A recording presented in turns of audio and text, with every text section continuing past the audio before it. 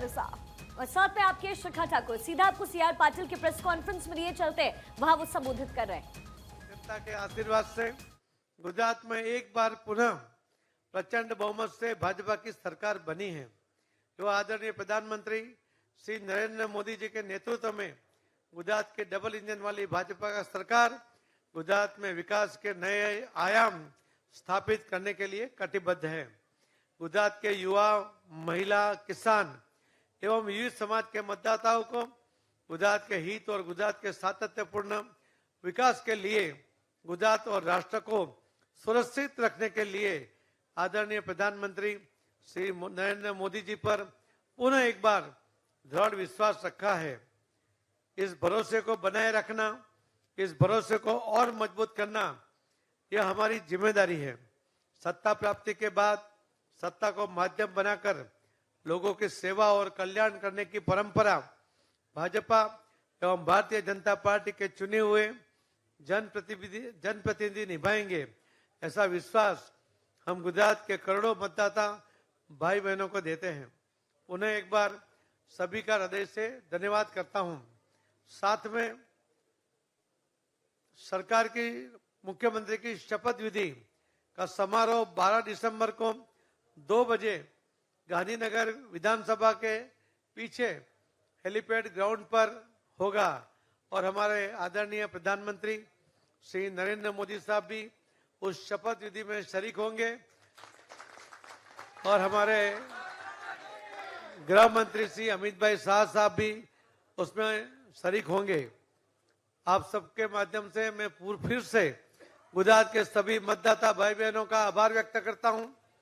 आपके माध्यम से ही भारतीय जनता पार्टी के शुभेच्छक एवं कार्यकर्ता उन सबका भी नतमस्तक होकर उनको प्रणाम करता हूं कि आप सबकी शक्ति, आदरणीय प्रधानमंत्री नरेंद्र मोदी जी का जो संकल्प था रिकॉर्ड बनाने का, आज भारतीय जनता पार्टी ने 3 रिकॉर्ड एक साथ बनाए हैं। सबसे ज्यादा सीटों का रिकॉर्ड भारतीय जनता पार्टी ने इस इलेक्शन में बनाया है।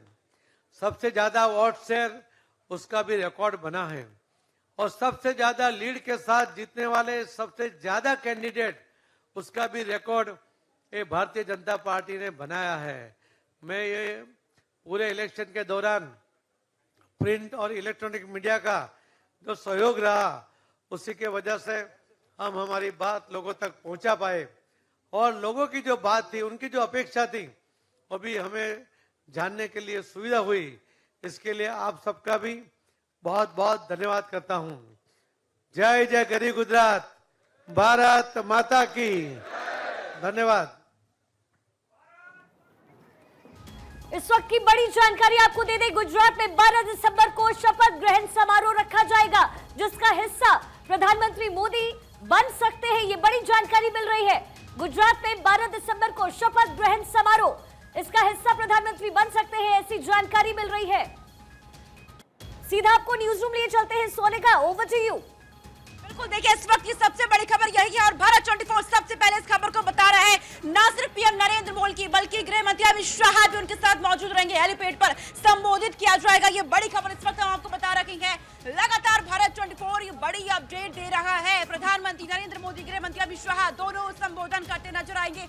12 दिसंबर का दिन बड़ा दिन रहने वाला है। इस वक्त की ये बड़ी खबर आपको दे रहे हैं शाजिया। बिल्कुल बड़ी जानकारी। इससे पहले 11-12 दिसंबर की तारीख हुई थी। स्पष्ट हो गया है। भारतीय जनता पार्टी के विजय रथ के सारथी, हम सब के नेता और देश के यशस्वी प्रधानमंत्री श्री नरेंद्र भाई ने पहले ही कहा था कि गुजरात की जनता यह चुनाव लड़ रही है। गुजरात की जनता ने यह मन बना लिया है कि 2 दशक से चली आ रही गुजरात की इस विकास यात्रा को अविरत चालू रखना है और वास्तव में हुआ भी यही। गुजरात के लोगों ने एक और कार्यकाल के लिए श्री नरेंद्र भाई मोदी के नेतृत्व वाली भारतीय जनता पार्टी को राज्य के शासन की जिम्मेदारी सौंप दी है। एक बार फिर गुजरात के लोगों ने भारतीय जनता पार्टी और यशस्वी प्रधानमंत्री श्री नरेंद्र भाई मोदी पर अटूट भरोसा और विश्वास दिखाया है। गुजरातियों ने एक बार फिर विकास की राजनीति को समर्थन किया है। यह एक बार फिर साबित हो गया है कि गुजरात के लोग अपने प्रिय नेता श्री नरेंद्र भाई पर अपार विश्वास, प्रेम और आशीर्वाद की वर्षा करते हैं। गुजरात की जनता के इस जनादेश को हम विनम्रता पूर्वक स्वीकार करते हैं। गुजरात की जनता ने एक बार फिर देशद्रोही तत्व को नकारे और राष्ट्रवादियों को सेवा का मौका दिया है। झूठा प्रलोभन देकर जनता को ठगने वाले लोगों को जनता ने ही नकार दिया, क्योंकि गुजरात की जनता को सिर्फ विकास चाहिए और नरेंद्र भाई का नेतृत्व चाहिए।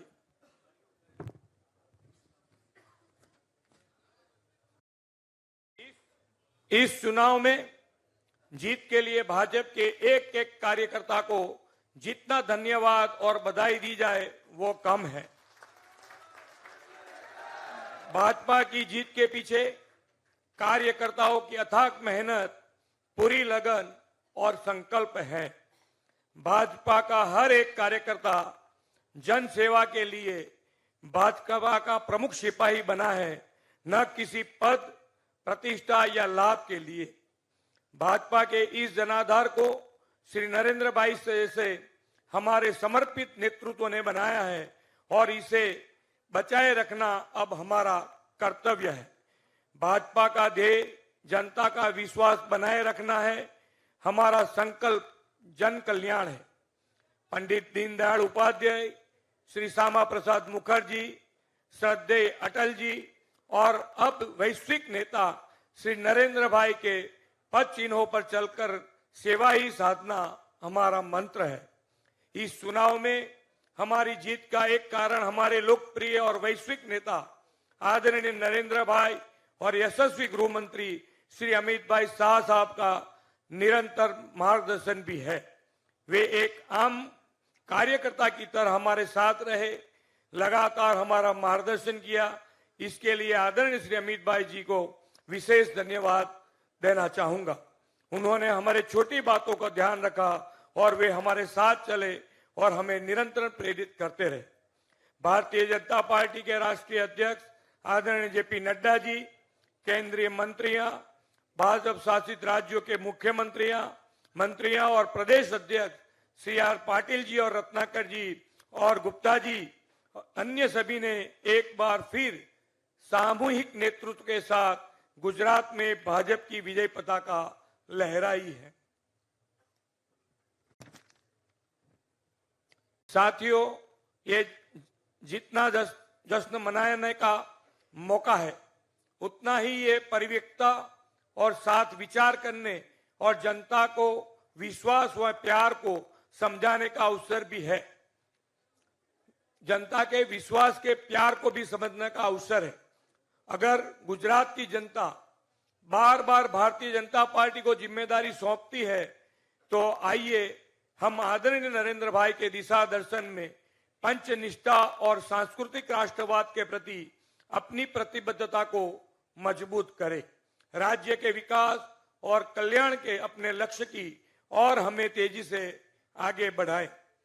साथियों, भारतीय जनता पार्टी का संकल्प अन्य पार्टियों की तरह सिर्फ चुनावी वादों का घोषणा पत्र नहीं, बल्कि यह गुजरात की अगले 5 वर्षों की लंबी सुनियोजित और वैश्विक यात्रा का प्रधानमंत्री श्री नरेंद्र भाई के मार्गदर्शन में बना हुआ दस्तावेज है। पिछले 2 दशक से हमने आदरणीय नरेंद्र भाई के नेतृत्व में जन सेवा को साधना बनाकर गुजरात के कोने कोने में विकास किया है। हम सभी को गर्व है कि गुजरात आज पूरे देश का ग्रोथ इंजन बना है। प्रदेश का कोई ऐसा क्षेत्र नहीं जहां भाजपा सरकार ने सेवा और सुविधा नहीं दी हो। प्रधानमंत्री श्री नरेंद्र भाई मोदी की कड़ी मेहनत और मार्गदर्शन का परिणाम ही है कि गुजरात आज शासन और विकास के सभी मानांकों पर देश में अग्रणी है। अब इस विकास यात्रा को और तेज गति देने हैं।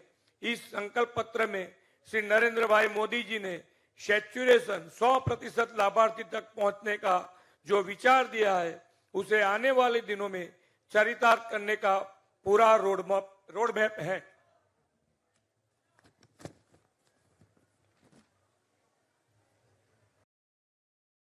गुजरात कृषि इंफ्रास्ट्रक्चर कोष के तहत एपीएमसी, किसान मंडियां, वर्गीकरण, grading units, cold chain, warehouse, primary processing units आदि के आधुनिकीकरण पर 10,000 करोड़ रुपए का निवेश किया जाएगा। ये हमारा संकल्प है। 25,000 करोड़ रुपए की लागत से पूरा गुजरात में सुजलाम सुफलाम, छावनी, lift irrigation, micro irrigation, deep irrigation और अन्य तरीकों के माध्यम से कृषि सिंचाई के मौजूद नेटवर्क का विस्तार किया जाएगा। ये भी हमारा संकल्प है। पशुधन के व्यापक देखभाल को सुनिश्चित करने के लिए गौशाला में 1,000 आंतरिक मोबाइल पशु चिकित्सा इकाइयों का निर्माण और प्रत्येक पशु की टीकाकरण बीमा की व्यवस्था की जाएगी। हम देश का पहला ब्लू इकोनॉमी इंडस्ट्रियल कॉरिडोर बनाएंगे। दक्षिण गुजरात और सौराष्ट्र में 2 सी फूड पार्क को शुरू करेंगे और फिशरीज सेक्टर के लिए जरूरी इंफ्रास्ट्रक्चर को मजबूत करेंगे। आदरणीय श्री नरेंद्र भाई मोदी जी द्वारा दिए गए नए भारत के निर्माण में हमारा संकल्प है कि अगले 5 वर्ष में युवाओं के लिए 20 लाख रोजगारी का सृजन किया जाएगा। भूपेंद्र पटेल को आप सुन रहे थे। इस बीच राजीव शुक्ला कुछ कह रहे हैं, सुन लेते हैं। लिए एक अच्छी सुखद बात है। हिमाचल देवभूमि है। भगवान की कृपा से हमें जो है वहाँ शासन करने का मौका मिलने जा रहा है, इस बात की हमें पूरी उम्मीद है। और जो कांग्रेस ने वादे किए थे, 10 गारंटी जो कांग्रेस ने घोषित की थी, उन 10 गारंटियों को हम पूरी तरह से लागू करेंगे और भी हिमाचल की जनता विकास के लिए हम सब कुछ करेंगे। और जो वीरभद्र सिंह जी ने लगातार 6 टर्म में हिमाचल को विकास किया था, उसको भी अनवरत रूप से हम जारी रखेंगे। और वहाँ की जनता जो पिछले 5 साल से बिल्कुल त्रस्त थी, परेशान थी जो भाजपा की सरकार से, उन सब चीज़ों को हम सुधार करेंगे।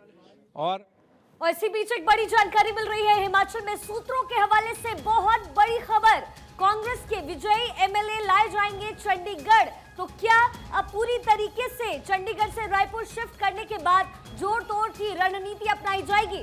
हिमाचल से सूत्रों के हवाले से ये बड़ी जानकारी मिल रही है। आखिर कांग्रेस के विजयी एमएलए क्यों लाए जाएंगे चंडीगढ़, ये बड़ी जानकारी इस वक्त मिल रही है। बिल्कुल, इस समय की बड़ी जानकारी हम अपने दर्शकों से साझा कर रहे हैं। और ये खबर सुबह सवेरे ही आ गई थी, जिस समय काउंटिंग शुरू भी नहीं हुई थी। मैं अपने दर्शकों को बताना चाहूंगी, सोनिका एक बार फिर से हमारे साथ जुड़ चुकी है न्यूज रूम से। सोनिका, सुबह ही खबर मिल गई थी, सुबह ही कांग्रेस पार्टी को ये टेंशन सताने लगी थी कि जो कुछ भी बचे हमारे पास रहेंगे विधायक, जो जीत पाएंगे उनको हम शिफ्ट कर देंगे, क्योंकि विधायक कर सकते हैं। उनको इस बात की टेंशन थी, इनसिक्योरिटी थी। अब वो साफ आ गई है सामने।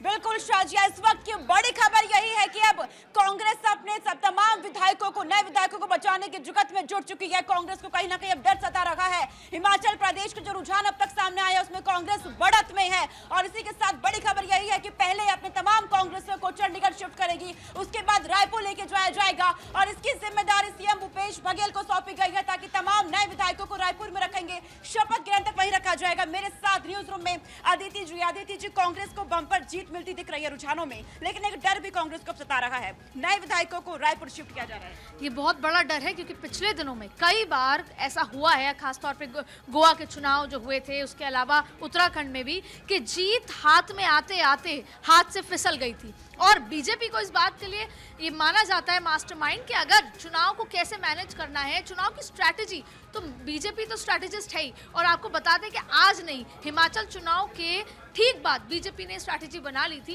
कि अगर 1, 2, 3, 4, 5, 6, 7 अगर जरूरत पड़ती है तो उसके लिए। और ये जो निर्दलीय हैं जितने भी हैं वो बीजेपी के पास जाते हैं। हालांकि वो बीजेपी से नाराज हुए थे, लेकिन वो चले जाते। तो ऐसे में अब कांग्रेस को ये डर सता रहा है। आपको बता दें कि जैसे ही रुझान में बीजेपी आगे हुई, तब राजीव शुक्ला ने सारी अपडेट प्रियंका गांधी को दी। प्रियंका गांधी ने राजीव शुक्ला को इस जिम्मेदारी दी। सबसे पहले तो छत्तीसगढ़ सीएम और भूपेंद्र हुड्डा को भेजा गया कि आप ऑब्जर्वर हैं, तुरंत रवाना हुए। और भूपेंद्र हुड्डा को भी राजनीति की नब्ज की पकड़ उनके मुट्ठी में रहती है। तो ऐसे में वहां पर जाकर सभी विधायकों को इन सब ने बातचीत की और ये कहा कि अगर कांग्रेस हिमाचल में आई हुई जीत को बाजी अगर हार जाती है तो ये फिर देश के लिए तमाम इमोशनल बातें कही। हर एक व्यक्ति को जो विश्वसनीय है उनको उन विधायकों के साथ लगाया, विधायकों का मनोबल बढ़ाया और अब उनको चंडीगढ़ ले जाया जा रहा है और चंडीगढ़ के बाद रायपुर क्यों? क्योंकि छत्तीसगढ़ सीएम भूपेश बघेल अभी ऑब्जर्वर है, तो रायपुर में एक रिजॉर्ट है और देखिए रिजॉर्ट राजनीति हर चुनाव के बाद आपको देखने को मिलती है। पहले ये मान जा रहा था कि राजस्थान ले जाया जाएगा, 2 ही राज्यों में चुनाव है, ये 2 ही राज्यों में कांग्रेस की सरकार है और ये तीसरा राज्य है, लेकिन ऐसे में रायपुर ले जा रहा है क्योंकि छत्तीसगढ़ सीएम की बात है और दूसरा राजस्थान में भारत जोड़ो यात्रा है और ऐसे में विधायकों को ले जाना और लॉजिस्टिक्स और सेफ्टी इतनी ज्यादा रिजॉर्ट की राजनीति तो हमें हर चुनाव में देखने को मिलती है, लेकिन ये खबर तो बहुत सुबह ही आ गई थी जिस समय काउंटिंग शुरू भी नहीं हुई थी, तो कांग्रेस पार्टी से, और ये खबर भी सिर्फ कांग्रेस की हमें से ही आई, तो इतनी इनसिक्योर क्यों रहती है कांग्रेस पार्टी, खुद पे कॉन्फिडेंस क्यों नहीं? रायपुर शिफ्ट किया जा रहा है और वहाँ की रिजॉर्ट पॉलिटिक्स अब कितने दिन अच्छा, स्टूडियो से शाजिया का ये सवाल है कि ये खबर हालांकि बहुत पहले ही आ चुकी थी कि कांग्रेस को कहीं ना कहीं डर सता रखा है, लेकिन ये डर कांग्रेस में बना क्यों रहता है हमेशा? देखिए, गुजरात में एक कहावत बार बार आम आदमी पार्टी ये कहती आई है, अरविंद केजरीवाल कहते आए हैं और खास तौर पे गढ़वी ने भी ये बात कही, इसके अलावा आम आदमी पार्टी के प्रदेश अध्यक्ष ने भी ये बात कही। उन्होंने ये कहा कि अगर हम जीत कर आते हैं तो हम बिकाऊ नहीं होंगे। तो कांग्रेस को अटैक किया गया था आम आदमी पार्टी ने भी कि हम वो विधायक नहीं बनेंगे जो बिकाऊ हो जाएगा। तो कांग्रेस के लिए बार बार ये कहा जाता है कि वो बिक जाती है। यही वजह है कि मध्य प्रदेश में जब राहुल गांधी भारत जोड़ो यात्रा में चल रहे थे तो उन्होंने भाषण में कहा कि मैं आज यहाँ पर भारत जोड़ो यात्रा में इसलिए हूँ या मैं भारत जोड़ो यात्रा इसलिए शुरू की क्योंकि मध्य प्रदेश में कांग्रेस की सरकार बनी और फिर मेरे विधायकों को खरीद लिया गया। तो अब सवाल यह है कि जो खरीदने वाला है वो कल्प्रिट है या जो बिक जाता है वो कल्प्रिट है, और राजनीति में ये सब आज नहीं, चलिए ठीक है, पहले से ही आपके पास वापस आऊंगी। अब आपको सीधा गांधीनगर लिए चलते हैं जहां से मेरी सहयोगी करिश्मा इस वक्त जुड़ी हुई हैं। करिश्मा, ओवर टू यू। बिल्कुल, देखिए इस वक्त काफी ज्यादा उत्साह तो है ही कार्यकर्ताओं में, लगातार हम वो तस्वीरें भी अपने दर्शकों को दिखा रखी हैं, लेकिन इस वक्त अब गाड़ियों का आना शुरू हो चुका है। आपको बता दें जो बीजेपी के तमाम पदाधिकारी हैं वो अब यहाँ पे आ रखे हैं, खासतौर से हर लेवल के जो अधिकारी हैं वो यहाँ पर पहुंच रहे हैं। अंदर की भी कुछ तस्वीरें मैं आपको दिखाऊंगी, अपने कैमरा पर्सन से कहूंगी। अंदर अभी भी देखिए जश्न का माहौल इस वक्त देखने को मिल रहा है और सीधे तौर पर देखिए प्रचंड बहुमत यहाँ पर बीजेपी को हुई है, एक बड़ी लीड के साथ बीजेपी ने यहाँ पर जीत हासिल की। और ये तस्वीरें मैं आपको दिखा रही हूँ अंदर की, जहाँ पर एक तरफ तो देखिए टकटकी लगाए सभी जो कार्यकर्ता है वो लगातार उन आंकड़ों पर उनकी नजर है, तो दूसरी तरफ आपको बता दें कुछ महिला कार्यकर्ता है इस वक्त मेरे साथ। प्रचंड बहुमत के साथ बीजेपी आगे बढ़ी है, कैसा लगता है? क्या बोल रहे हैं मैम आप? बड़ी लीड के साथ बीजेपी आगे बढ़ी है। बस बहुत खुशी है आज हमें तो। आज गुजरात में जो चुनाव हुआ है ये मोदी जी के नाम से हुआ है, विकास के नाम से हुआ है। जातिवाद को मिटाने का काम मोदी जी ने किया है। गुजरात में सब स्पष्ट बहुमति आई है, ये विकास की बहुमति है, गुजरात की जनता की बहुमति है, गुजरात के भाजपा के कार्यकर्ता की जीत है। हमारी लीडरशिप ऐसी है, जो हमारी लीडरशिप जीती है, हमारा नेतृत्व जीता है।